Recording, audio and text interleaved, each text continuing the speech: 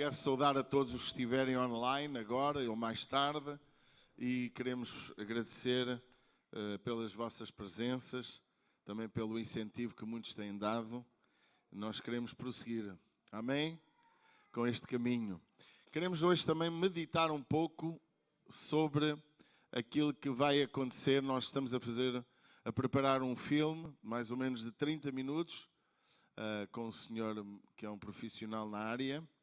E queremos hoje falar sobre a palavra que realmente nos inspirou para fazer esse filme, que pensamos talvez no máximo, talvez consigamos tê-lo pronto no aniversário da ICIR dos 18 anos, por que não?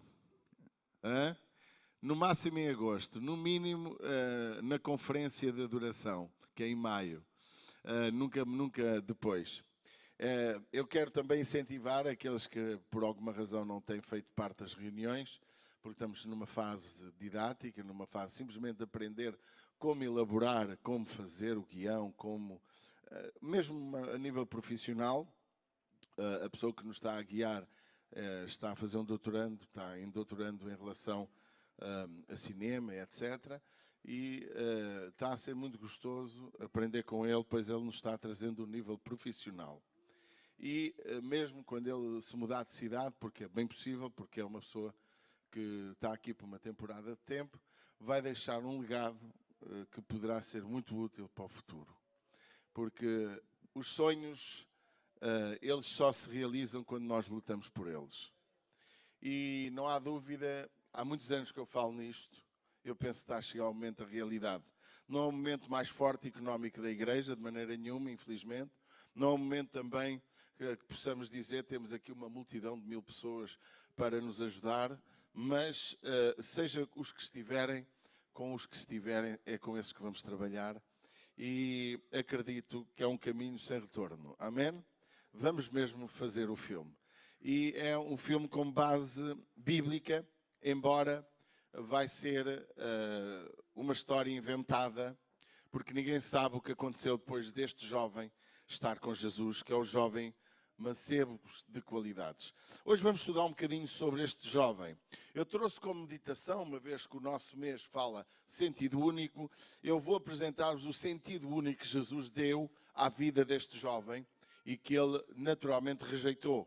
Mas vamos abrir a nossa Bíblia e ler alguns versos em Mateus 19, verso 16, e assim começarmos esta meditação. Eu quero que tome atenção, pois este texto, ele também está escrito em mais 2 lugares, quer em Marcos, quer em Lucas, e encontramos nos 2 lugares aspectos que não são focados, por exemplo, em Mateus, nomeadamente Marcos. Irei focar mais um ou outro aspecto que aqui não menciona neste texto, mas que eu acho extremamente importante para a nossa meditação. Eu gosto muito de falar sobre Jesus e sobre a sua palavra, amém? Nós estamos numa era muito moderna em que muitas vezes se ensina muitas verdades e princípios sem quase usar a Bíblia.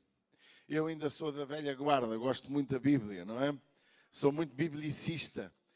Não estou contra pegar no exemplo de um filósofo, no exemplo de uma história de alguém e aplicá-la à nossa atualidade e aplicá-la à Bíblia. Não há qualquer problema com isso. Irei em volta e meia também o faço. Mas eu gosto muito de me inspirar em toda a verdade através do que a própria palavra fala. Amém? Qualquer pensamento, qualquer afirmação, ela não pode ser com base na emoção, com base no sentido dos direitos humanos, ela tem que ser com base no sentido da palavra de Deus. Porque muitas vezes o desejo humano das pessoas, um exemplo, falar de amor descuidando o rigor da justiça, é absolutamente errado. É desvirtuar a palavra. Quando se fala de amor, tem que se falar de justiça. Quando se fala de perdão, tem que se falar de arrependimento. Quando se fala de cura, tem que se falar o caminho que nos leva à cura. Não basta só falar de cura. Então, nós temos que... E tudo isso se encontra na própria palavra de Deus. Pode dizer amém? Se as sociedades seguissem todos os princípios da palavra, pode ter a certeza que tínhamos impostos justos, tínhamos uma justiça justa, tínhamos um caminho muito melhor do que aquele que hoje temos nas gerações que nós vivemos. Hoje estamos a viver uma geração de falta de respeito, de falta de educação, de desrespeito pelos mais velhos, uma geração de desrespeito pelo património que cada um cria, pelo trabalho individual, não há respeito. E se nós olhássemos para a Bíblia, e se ela foi a base das Constituições, não sei se sabe, toda a Constituição se inspirou na própria Palavra de Deus. E, contudo, ao pouco e pouco, os direitos humanos, os direitos disto, os direitos daquilo, vão alterando aquilo que é o princípio de Deus. E nós estamos a viver, talvez, se Jesus tardar, mais algumas décadas, em que, quem sabe, não venha a ser proibido mundialmente orar a Jesus em público, falar de Jesus em público. O caminho está a ser esse. Onde se orava nas escolas em alguns países, como nomeadamente a África do Sul, a América, em que antes de começar as aulas se fazia uma oração, onde se jurava, ainda se jura na América, sobre a Bíblia Sagrada, que cumprirá os deveres de presidente a todos os setores daquilo que é a responsabilidade de um presidente, mas em poucos anos, tudo isso, se Jesus tardar, vai ser alterado.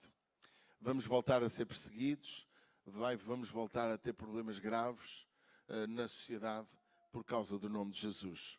Mas, porque a Bíblia o diz, não estou a inventar nem a ser profeta.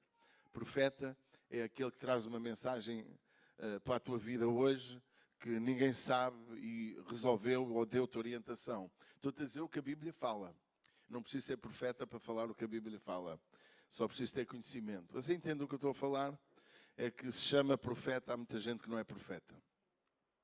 Mas Deus levanta profetas também, embora esse não é o tema do nosso amanhã. E eu queria falar sobre este jovem como base para nós entendermos claramente a nossa própria história. Este jovem é a tua história. Em determinadas coisas ele é a tua história. Vamos ler, agora sim que descansamos ligeiramente, pôr em cima dos sapatos, e vamos ler aqui do verso 16 ao verso 22 de Mateus 16. E assim dar início à nossa meditação. E eis que, aproximando-se dele, um jovem disse-lhe: Bom mestre, que bem farei para conseguir a vida eterna? E ele disse-lhe: Porque me chamas bom? Não há bom senão um só, que é Deus. Se queres, porém, entrar na vida, guarda os mandamentos. Disse-lhe ele: Quais? E Jesus disse: Não matarás, não cometerás adultério, não furtarás, não dirás falsos testemunhos, honra teu pai e tua mãe, e amarás o teu próximo como a ti mesmo. Disse-lhe o jovem: Tudo isso tenho guardado desde a minha mocidade, que me falta ainda. Disse-lhe Jesus: Se queres ser perfeito, vai, vende tudo o que tens e dá-o aos pobres, e terás um tesouro no céu. E vem e segue-me. E o jovem, ouvindo essas palavras, retirou-se triste, porque possuía muitas propriedades. Amém? Pode tomar o seu lugar.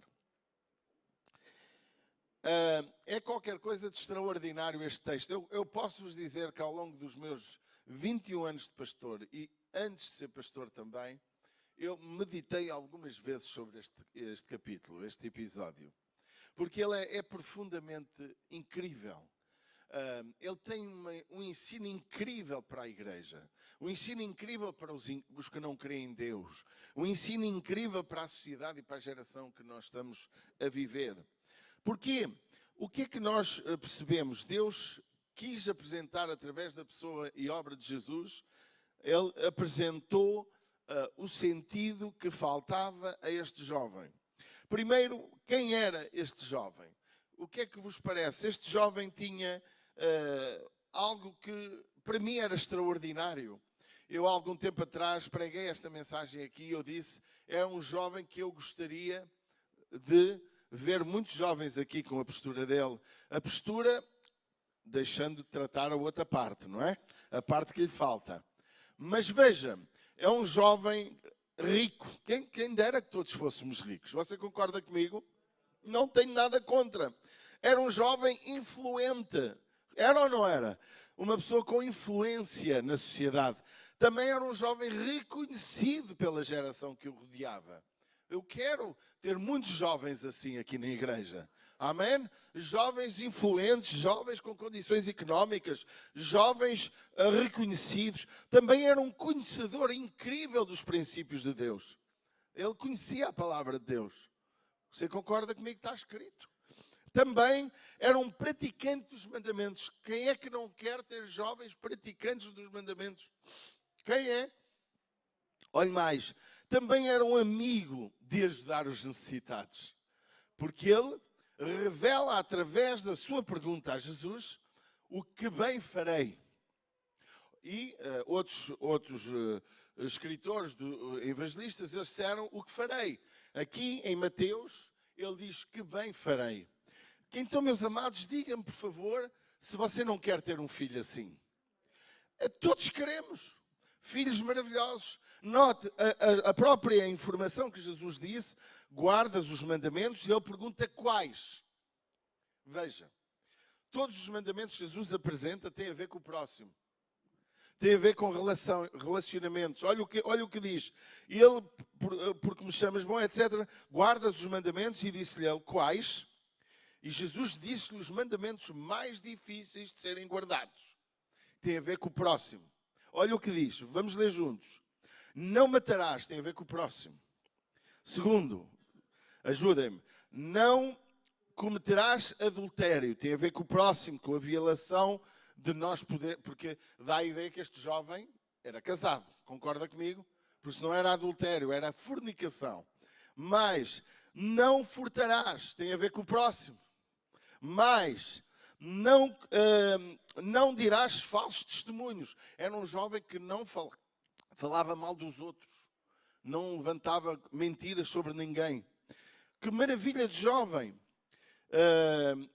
Honra teu pai e tua mãe. É o próximo, não é mesmo? É a mãe. E? O que é que diz? Amarás. Diga, faz favor. O teu próximo como a ti mesmo. Isto é incrível. É os maiores problemas dos nossos dias que têm a ver com isto tudo. As pessoas adulteram, as pessoas são falsas umas com as outras, as pessoas mentem a respeito de A e de B. Estamos numa geração de desrespeito pelo próximo de uma forma incrível, muito menos amar o próximo como a si mesmo. Olha a coragem deste jovem. Olha o que ele diz a seguir. E disse o jovem, tudo isso tenho guardado desde a minha mocidade. Que me falta ainda? Você sabe que Jesus não desmentiu? Jesus não desmentiu este jovem. Jesus não disse, estás a ser mentiroso. Jesus disse isso. Ele fazia isto. Ele cumpria estes princípios. Ele é mais cristão do que muitos pregadores, do que muitos pastores. Ele era muito mais cumpridor da palavra que muita gente que se diz santa. Porque ele teve a coragem de dizer a quem conhecia o seu coração que desde a minha meninice eu faço isso. Oi, irmãos, este jovem é bem capaz de nos envergonhar a todos. Este jovem do qual lhe faltava ainda alguma coisa para ser salvo, para ir para a vida eterna com Deus. Este jovem que a Bíblia fala também sobre ele, que Jesus o amou, como vamos falar um pouquinho a seguir. Qual era a grande preocupação deste jovem? Este jovem tinha uma insegurança interior. Ele sabe que cumprir regras é mais fácil do que amar a Deus acima de todas as coisas. Deus não perguntou o mandamento, amarás ao Senhor teu Deus com todo o teu coração, com todas as tuas forças, e o próximo como a ti mesmo. Ele só falou o próximo como a ti mesmo. Eu não acredito que ele amasse o próximo assim tanto, mas demonstrava isso, revelava isso. porque ele não amava a Deus acima de todas as coisas, nem com todas as suas forças. Ele provou-o a seguir. Qual era a preocupação deste jovem? Amados, é a preocupação da maioria das pessoas. Para onde irei depois de morrer? O que me acontecerá depois da morte me chegar? E deixe-me dizer-lhe, a morte pode chegar dentro de 5 minutos à sua vida ou à minha. A morte pode chegar daqui a 20 ou 30 ou 40 anos. E nós temos de estar preparados para nos encontrarmos com Deus. Não é em vão que o texto áureo da Bíblia, que todos os grandes pregadores reconhecem, os grandes teólogos, é João 3,16, e a preocupação da vida eterna vem revelado neste verso, que declara que Deus amou o mundo de tal maneira que deu o seu Filho unigênito para que todo aquele que nele crê não pereça, mas tenha a vida eterna. Não é em vão que a vida eterna é a maior preocupação do ser humano. Os ateus têm dúvida, diga-me lá o que ele quiser, os agnósticos, os ateus, eles têm uma ponte enorme de dúvida dentro de si. O que será depois da morte? O que acontecerá depois da morte? Meus amados, há dias eu estava a ouvir alguém com muita idade a explicar que acreditava em Deus, mas o argumento que ele termina preocupa-me porque ele tem dúvidas sobre Deus. Ele dizia que acreditava, mas por outro lado eu acho que ele estava cheio de dúvidas. Ele dizia, eu tenho necessidade de acreditar em Deus. Há um facto em nosso coração. Todo homem tem dentro de si a marca de Deus que o leva a ter ou dúvidas, mas essa coisa de dizer que não acredito com todo o meu coração, eu duvido que haja alguém que tenha isso. Há pessoas que defendem por uma questão de honra daquilo que afirmaram durante anos e não podem dar o braço a torcer. Mas no íntimo, lá dentro, eles têm lá a marca de Deus. E ele dizia, eu tenho necessidade de acreditar em Deus porque senão a vida não faz sentido. Um homem que diz acreditar em Deus não pode fazer esta afirmação. Ele é um homem perdido, na minha opinião. Eu quero te dizer, só tem um conhecimento de Deus, só conhece Deus verdadeiramente todo aquele que o busca com todo o seu coração. Deus se faz presente na vida de todo aquele que vem a Ele com paixão, com arrependimento, com reconhecimento da necessidade que tem de Deus. Amados, antigamente se falava muito pouco, se tinha uma teologia muito frágil no sentido da simplicidade, éramos simplórios a pregar. Hoje estamos muito intelectuais a pregar. Não sou eu, porque eu nem sou assim tão intelectual. Mas hoje estamos muito elaborados nas nossas meditações. Mas as pessoas não estão a conhecer Jesus. As pessoas estão a ter uma convicção intelectual de que faz sentido crer em Deus. Mas Deus não quer só isso na tua vida. Deus quer que tu tenhas uma experiência real com Ele. Porque Deus se manifesta àquele que o busca com todo o seu coração. Este jovem tinha uma convicção intelectual de Deus. Ele cumpria os mandamentos. Veja que a grande preocupação dele tem a ver com a preocupação para onde é que eu vou depois de morrer. Porquê? Simples, ele não tinha a certeza da salvação. Se você perguntar à maioria das pessoas que você conhece, tu tens a certeza que quando morreres vais para o céu? As pessoas dizem, quem é que merece ir para o céu? Como posso ter a certeza? Pois eu quero lhe dizer que todo aquele que tem um encontro com Jesus e o segue e caminha com Ele, passa a viver na certeza absoluta que Deus vai chamar para junto dele. Naturalmente que há princípios que devem ser seguidos para podermos viver dessa forma. Amém? Não vai para o céu todo aquele que só que diz que vai para Deus, aquele que é fiel, como vamos estudar através daquilo que encontramos neste texto. O que fazer? Dizia ele. O que conquistar? O que bem é que eu devo fazer, Jesus, para herdar a vida eterna? Que oferta, pastor? Eu deverei trazer ao altar para poder ser salvo, ou se calhar para resolver um problema. Há comunidades que falam muito sobre dinheiro. E nós falamos pouco, por isso temos falta dele, não é? Já temos que falar mais. Mas há uma bênção que você vai perder na sua vida por não honrar Deus com a sua oferta. Mas não é a sua oferta que o salva. Não é a sua oferta que o leva para o céu. Tem que aprender isso. Mas a sua oferta revela o tamanho da sua fé, A sua oferta revela o tamanho do seu amor para com Deus e com a sua obra. Muitas pessoas confundem. E por isso que hoje o Evangelho muitas vezes é dado, outras vezes é vendido. Mas há uma coisa que eu entendo. Ontem estava a nossa irmã Leila a falar, daqui a um bocado irá falar, a irmã que se prepara por causa de um projeto que ela tem, que é para apresentar às mães, pode falar a seguir, depois da oferta e do louvor que vamos ter ainda. E a irmã Leila diz, tudo o que é de graça não se dá valor. E é um facto. É um facto. Tudo o que é de graça ninguém dá valor. Se eu te der o melhor carro que há, de graça, você não valoriza. Mas se você trabalhar para o alcançar, você vai estimá-lo. Vai lutar. Alguns nem isso, são tão desleixados que nem isso. Mas você vai ter mais cuidados. Que bem farei, perguntava ao jovem, para herdar. A confusão deste jovem tem a ver com...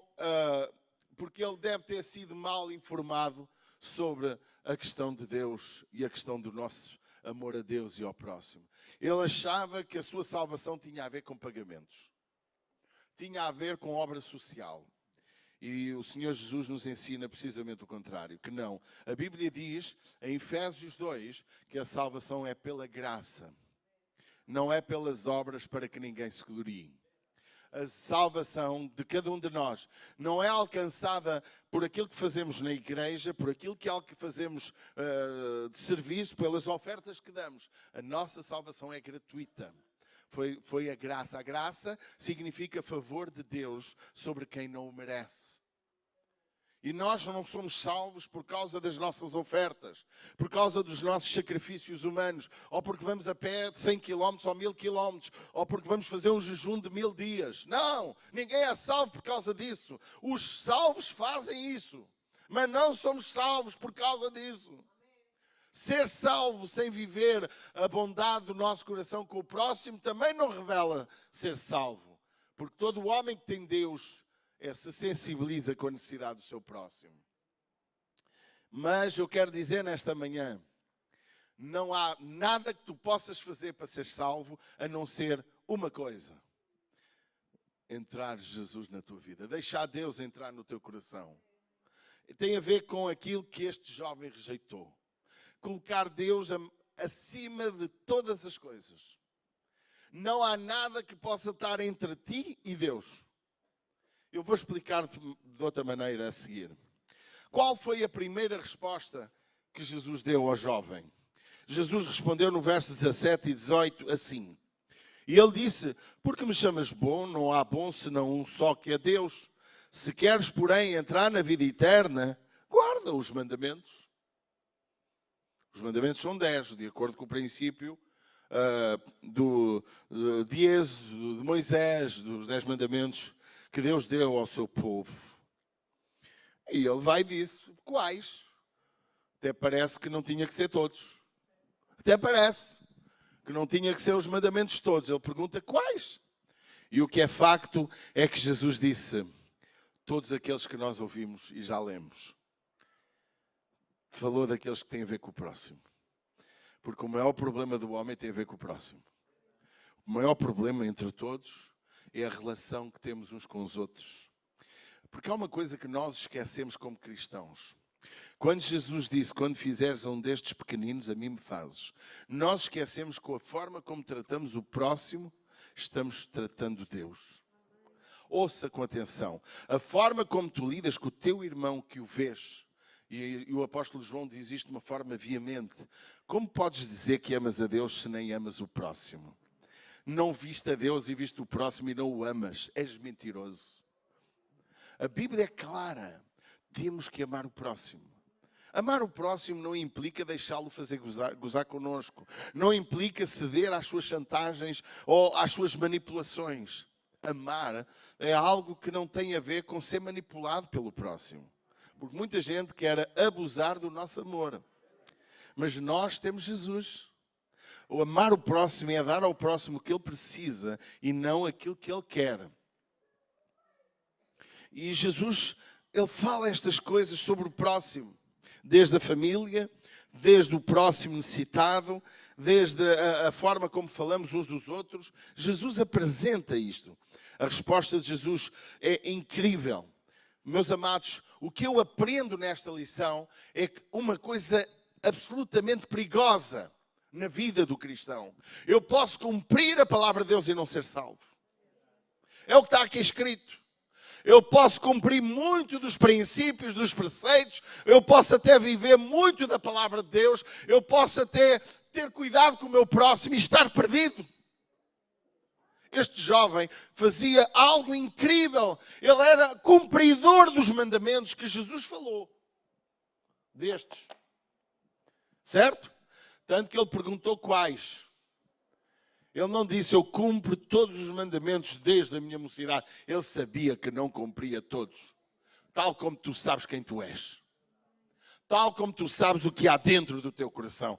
Ontem, na nossa reunião de cooperadores, nós falámos algo que eu considero muito importante. Aquele versículo incrível da palavra de Deus em João, que nós muitas vezes ignoramos, muitas vezes não queremos compreender, que Jesus disse em João 12, 26. E quantos de nós pensa, está tudo muito bem, mas não está João 12, 26. Se alguém me serve, diz o texto, siga-me. E onde eu estiver, ali estará também o meu servo. E se alguém me serve, meu Pai o honrará. E depois lemos Provérbios 21, 2. Que também é incrível para nós percebermos, meus amados. Aqui Deus mostra que se o amamos, se o servimos, temos que o seguir. Há quem sirva Deus e não o siga. Sabe que servir não é a mesma coisa que amar ou seguir. Eu posso servir uma pessoa sem a amar. Eu posso servir uma pessoa sem a respeitar. Quantos empregados há que não respeitam seus patrões e patrões que não respeitam seus empregados? Quantos homens têm esposa ou marido e que fazem amor com eles, mas não os amam? Muito menos os respeitam. E eu gosto muito deste versículo de Provérbios, ontem estudámos sobre isto. Todo o caminho do homem é reto aos seus olhos. Aos seus. Eu até pus aqui a tradução, uma tradução católica, que diz: ao homem parece bem tudo o que ele faz, mas o Senhor é quem julga as intenções. Diz aqui a tradução católica. E a nossa tradução de João Ferreira de Almeida, ela fala: mas o Senhor sonda os corações. É Deus quem conhece a tua intenção. Só que este jovem esquecia-se que não estava a falar com um profeta qualquer, nem com um grande sábio. Ele estava a falar com Deus, feito homem, que conhecia o que ia no coração do homem. Porque Jesus não foi só um homem na terra. Ele era Deus despido da sua divindade. Como diz Filipenses 2. Não tendo por usurpação ser igual a Deus, tomando a forma de servo. Era um servo que estava ali, Jesus. Servo que nós precisamos de ser também servos. Amém? E o que nós encontramos é que este jovem, embora cumprisse aquilo que parecia magnífico, ele estava condenado ao inferno. Estava perdido. Irmãos, nós temos que nos preocupar. Não porque Deus é um Deus mau, um Deus tirano, um Deus de rigor, no sentido de não perdoar. Não é isso. Porque nós estamos a viver uma geração em que parece que vale tudo. E ser crente na mesma. Dizemos-nos que somos cristãos, mas não somos. Porque as obras de cristão que evidenciamos através de nós não revelam o verdadeiro cristianismo. Ó irmãos, nós queremos Deus em nossa vida, temos que curar o nosso coração.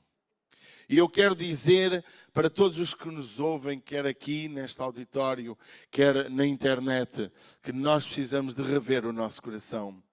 Por isso que o salmista dizia: sonda-me, ó Deus, e vê se há em mim algum caminho mau e guia-me pelo caminho eterno.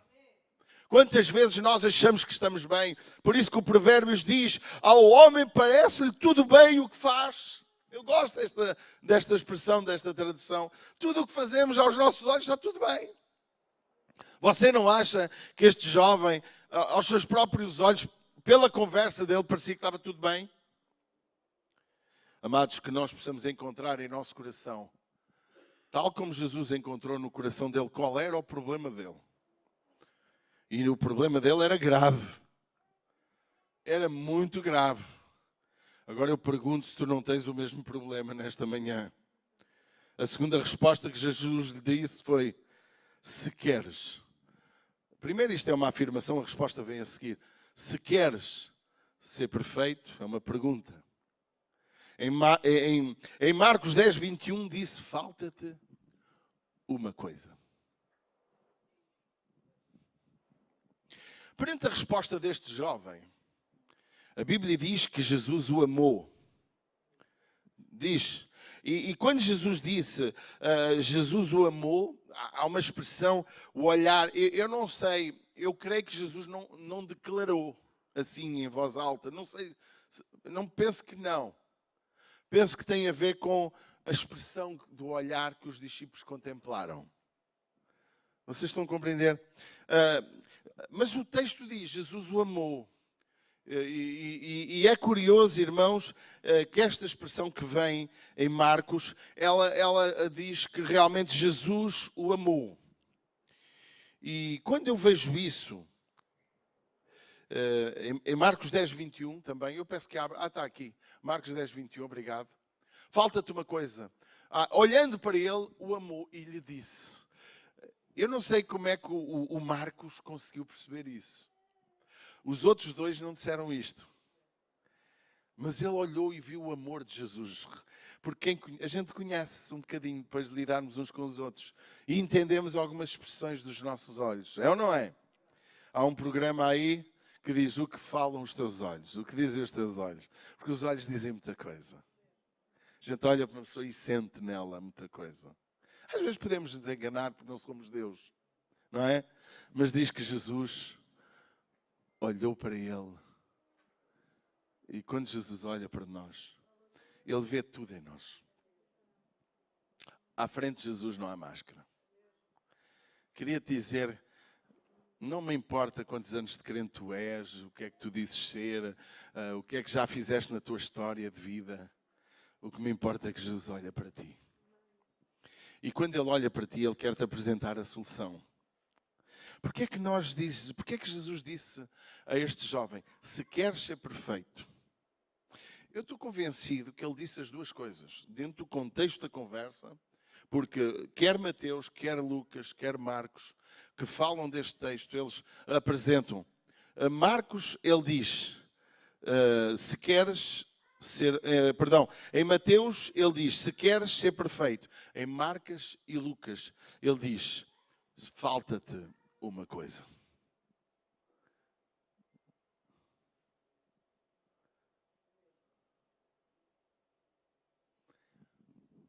Falta-te. Quantas coisas faltavam? Uma. Se queres ser perfeito. Muita gente não quer ser perfeita. Há a pregação hoje de que não temos que ser perfeitos. Há uma informação perigosíssima no nosso conceito religioso em que está a ser vendido uma vida imperfeita como uma vida certa para Deus. É errado. A palavra de Deus nos fala que nós temos, sem a santificação, ninguém verá o Senhor. Deus quer nos levar à estatura de varão perfeito. À medida e à estatura completa de Cristo. Eu não sou ainda perfeito. E não sei se algum dia serei. Mas devo pelo menos desejá-lo. Devo pelo menos fazer a minha parte. O que Jesus estava a dizer é, jovem, há uma coisa na tua vida que te impede de herdar a vida eterna.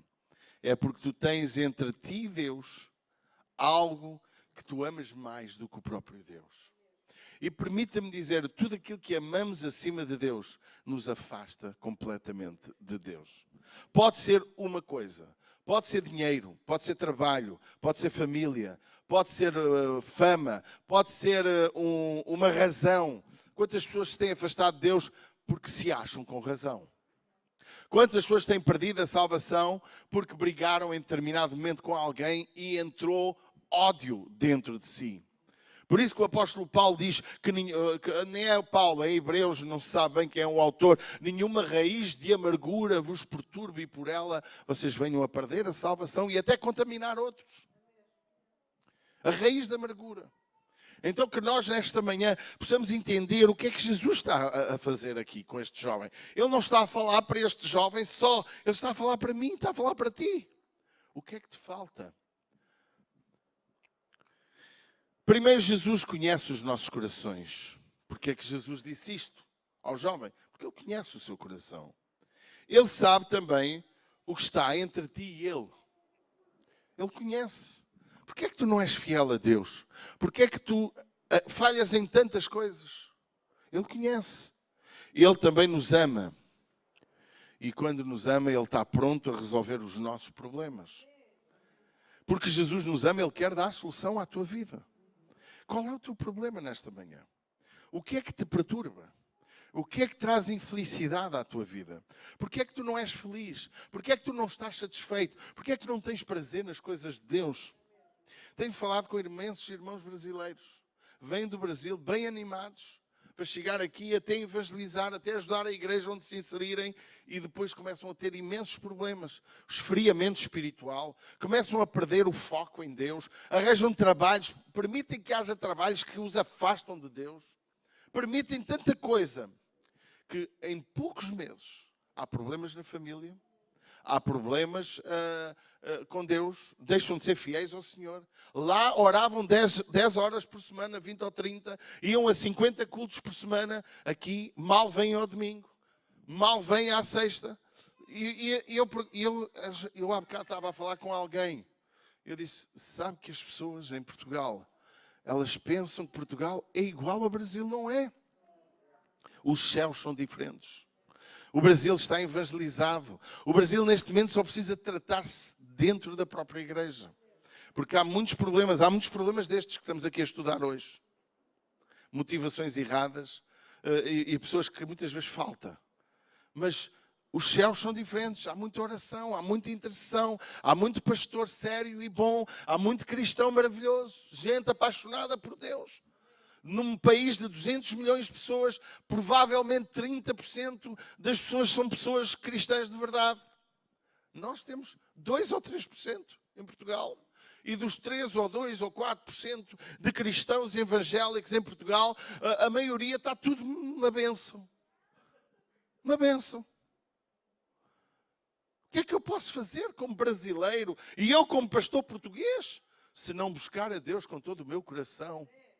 E lutar contra a tendência. A tendência é esfriar-nos. A tendência é arrefecer-nos. A tendência é pararmos de servir ao Senhor. A tendência é não fazer a obra de Deus. A tendência é ter que me preocupar com o meu dinheiro. Qualquer dia volto para a minha terra e lá volta tudo como estava. Nunca mais volta tudo como estava. Aquilo que tu perderes já não ganhas. Os anos que perdeste, as oportunidades que perdeste, não voltam. Há coisas que voltam. A água volta ao mesmo sítio, porque ela tem um percurso de repetição. Mas as oportunidades, o tempo não volta. O tempo não volta atrás. Nem a oportunidade volta a acontecer. A oportunidade de ganhar uma vida para Jesus, de ter orado por aquela pessoa que estava doente e ser curada, pode nunca mais voltar. A tua oportunidade é hoje, aqui e agora. Mas muitas vezes este jovem, ele perdeu a oportunidade do momento. Diz que ele saiu de Jesus quando Jesus lhe disse aquilo que ele não gostou de ouvir. Jesus sempre nos apresenta o sentido único para a nossa vida, porque só há um sentido único para a nossa vida. A Bíblia até fala, quem olha para trás, aquela alma que recuar, Deus não tem prazer nele. Nós nesta manhã precisamos de entender o que está faltando à nossa vida. O que é que falta? O que é que está falhando em nosso coração? A solução está ao nosso alcance. Jesus tem a resposta. Sabe que por um lado Jesus é um Deus que nos ama muito e que ao mesmo tempo também é justo, mas é um Deus que não aguenta um coração arrependido.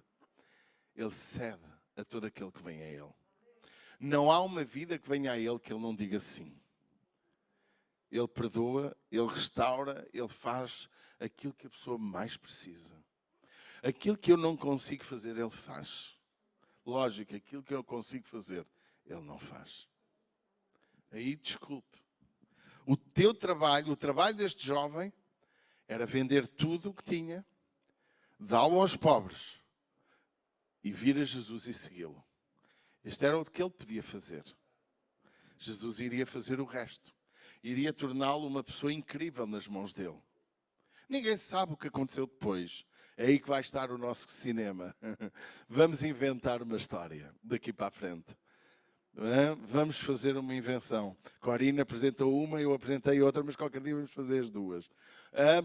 Mas eu andei a pesquisar na net e ninguém fez assim uma coisa. Não encontro, fartei-me de procurar, só vejo a história. Aquele momento entre Jesus e o jovem, mas não vejo a possibilidade do depois. E é isso que nós estamos a inventar, de maneira que nos dê alguma lição espiritual. Eu quero dizer, meus amados, que a solução deste jovem era vender tudo. Diga comigo, vender tudo. Seguir Jesus. Amém? Vende tudo o que tens, vem e segue-me. É a mesma resposta para nós. Tudo aquilo que te impede de ter Deus na tua vida, tens que largar. E tens que seguir Jesus. Lembra-te o que é que nós lemos? Se alguém me serve, siga-me. E meu Pai o honrará. Tu queres ser honrado por Deus, segue-o. Tu queres ser honrado por Deus, serve-o. Podes, irmãos, há muita gente que quer andar a ouvir de Deus sem segui-lo e sem servi-lo. Claro que não é impeditivo. Na igreja não impede ninguém de vir aqui. É bem possível que brevemente tenhamos que rasgar estas paredes para aumentar o auditório. Ou até comprar um espaço para meter 1000 ou 2000 pessoas. Ou 3 ou 4000.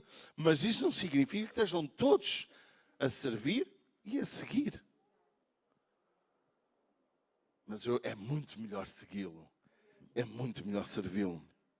Por isso, nesta manhã, a minha proposta para cada um de nós é uma análise sobre aquilo que nos impede, primeiro, de ser perfeitos. Segundo, perceber o que nos falta. O que é que te falta? O que é que te falta? Jesus disse para o jovem, falta-te uma coisa. Falta-te o quê? Para ser perfeito. Falta-te o quê?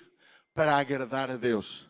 Falta-te o quê? Sabe que o facto de ele ter saído triste, Deus ainda não disse, mas quero dizer, Deus não tem nada contra os ricos. Os ricos podem herdar a vida eterna, desde que a riqueza não esteja em primeiro lugar na sua vida. Deus não tem nada. Deus quem dera, irmãos, Deus promete prosperidade. A Bíblia até fala sobre o que semeia. Quem semeia muito na obra vai colher na sua própria vida. Deus é um Deus de sementeira. Quem semeia na obra, se tu deres dinheiro a Deus na igreja, na casa do Senhor, Ele vai te abençoar com dinheiro também. Se tu orares por pessoas para elas serem curadas, Deus vai te honrar também na tua própria vida. Há coisas, irmãos, que nós ainda não queremos entender. O que semeamos, diz a Bíblia, colhemos, diz a Bíblia. Quem semeia contendas, colhe tempestades. Quem semeia amor, vai colher amor. Amém? Vamos ficar de pé. E vamos fazer uma oração nesta manhã. Eu não sei quantos de nós nesta manhã querem entregar a sua vida a Jesus. Não falámos sobre o perdão, o arrependimento. Mas eu quero falar, será que tu queres entregar a tua vida a Jesus Cristo? Alguém nesta manhã quer dizer, Deus, eu quero te entregar o meu coração e aquilo que me falta, aquilo que está mal em minha vida, eu quero que o Senhor me ajude a libertar-me. Eu pedia que levantasse a tua mão, quero orar pela tua vida. Alguém precisa de entregar, eu estou vendo alguns braços no ar. Alguém quer entregar a sua vida a Jesus? Levante bem alto, eu quero ver os seus braços. Sem vergonha. Pai, tu estás a ver os braços que estão no ar. Que o Teu Espírito possa tocar nas suas vidas. Que o Teu Espírito possa transformar os seus corações. Que o Teu Espírito possa trazer a força, a coragem para deixarem aquilo que está mal, para se colocarem em Tuas mãos de forma certa. Que te possa cada um de nós seguir-te, amar-te e caminhar contigo. Pai, em nome do Teu Filho, nesta manhã, eu entrego estas vidas, tenho entregue as suas vidas a Ti. Eu entrego estes braços que estão no ar, para que o Senhor possa trazer a resposta que cada um precisa para a sua vida, em nome de Jesus Cristo. Amém. Agora todos juntos vamos fazer uma oração nesta manhã. Levanta o teu braço bem alto, todos juntos, agora é para todos. E vamos dizer: Pai, nesta manhã, sonda o meu coração, como fizeste com este jovem, e vê o que está mal em mim, aquilo que me pode impedir de viver numa vida certa contigo nesta terra, aquilo que pode me impedir de chegar à eternidade contigo. Nesta manhã, Espírito Santo, trata a minha vida e revela-te a mim, para que eu possa viver como Tu queres.